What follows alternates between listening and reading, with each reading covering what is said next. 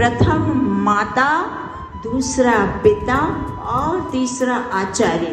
जब यह तीनों उत्तम शिक्षक होते हैं तब मनुष्य ज्ञानवान बनता है। मनुष्य जो है वो ज्ञान प्राप्त कर सकता है, उसके पास कुछ ज्ञान होता नहीं। जब वो माता के गर्भ से ही ज्ञान प्राप्त करना प्रारंभ कर देता है, वो ज्ञान प्राप्त कर सकता है पर उसके पास ज्ञान होता नहीं, तो उसका माध्यम प्रथम सर्वप्रथम माध्यम तो बनती है माता। माता गर्भ से, गर्भाधान से लेकर के जब तक सुशील न बन जाए, विद्यावान न बन जाए, तब तक अंत तक माता उसका निर्माण करती है, उसको शिक्षा देती है, संस्कार देती है। माता निर्माता भवती।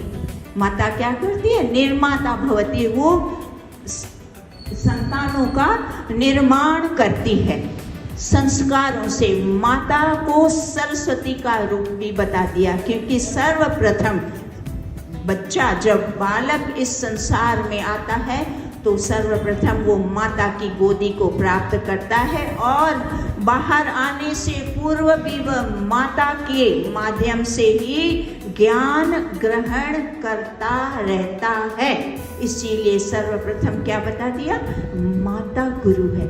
और हम सबको माता ने यह सिद्ध करके दिखाया। जब जब माता ने अपना कर्तव्य अच्छे से निभाया, अपना दायित्व अच्छे से निभाया, तब तब हमारे यहाँ श्री राम, श्री कृष्ण और ऐसे अनेक महापुरुषों को माताओं ने निर्माण करके दिखाया। अनेक ईश्वर भक्त, अनेक देशभक्तों को माताओं ने निर्माण किया।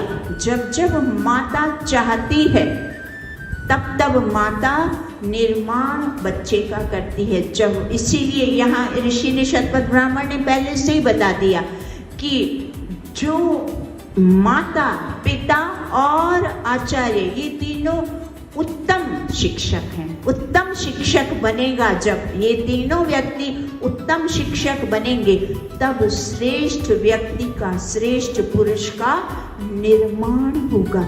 तो निर्माण करने के लिए जो निर्माण करता है, निर्माता है, उनको प्रथम श्रेष्ठ बनना पड़ेगा। तो हमारी माताओं को इसीलिए क्या बता दिया? जितना हो सके माता, बहन, बेटी, बहू, ये सारी की सारी जो नारी है, नारी गण है, उन सबको वेदों की शिक्षा से जुड़कर अपने दायित्व को अच्छी तरह से निभाना है। महर्षि दयानंद सरस्वती ने सत्यार्थ प्रकाश में बता दिया, वह बालक भाग्यशाली है, वो कुल धन्य है जिनके वहाँ माता जो है संस्कारी है, शिक्षित है। माता और पिता दोनों विदुषी और विद्वान, धार्मिक विद्वान है।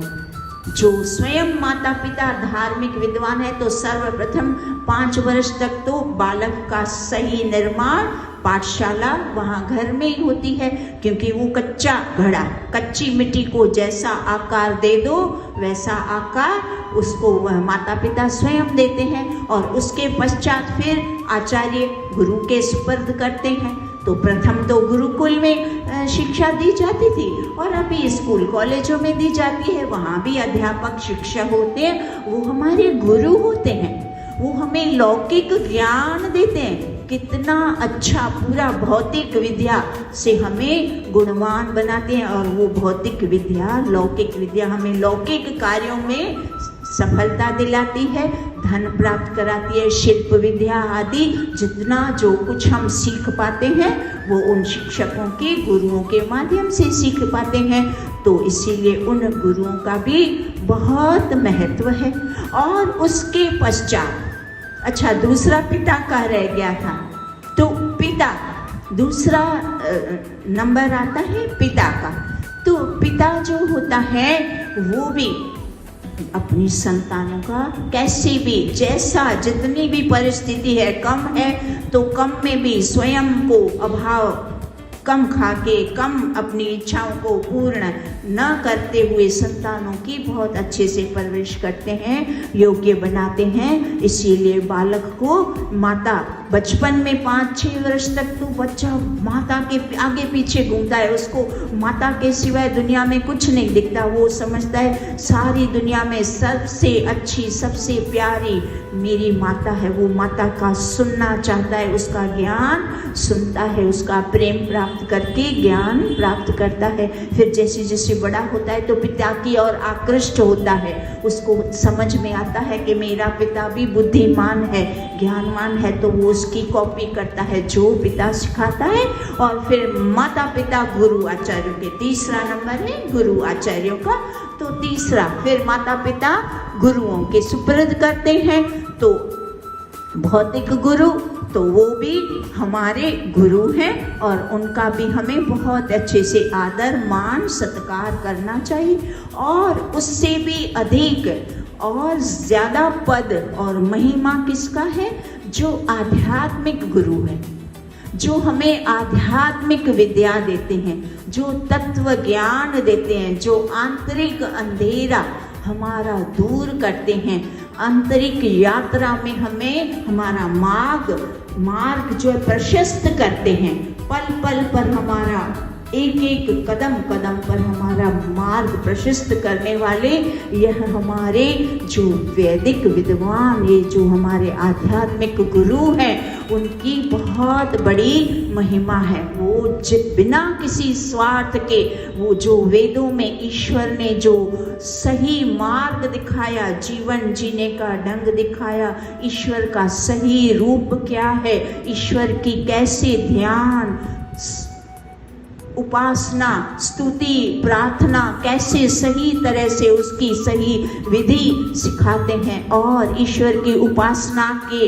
पूर्व पहले कैसे अपने मन को विकारों से दूर करते हैं, जो हमारा मन संसार के विकारों में लिप्त हो जाता है और आसक्त हो जाता है, उस आसक्ति को कैसे दूर करना, वो अपने अनुभवों से, वेदों की विद्या से, अनुभवों से, अनेक उदाहरणों से, बहुत ही सरल युक्तियों से हमारी जो है विद्या को बढ़ाते हैं, हमारी आसक्ति को हटाकर सिखाते हैं कि गृहस्थ में रहकर कैसे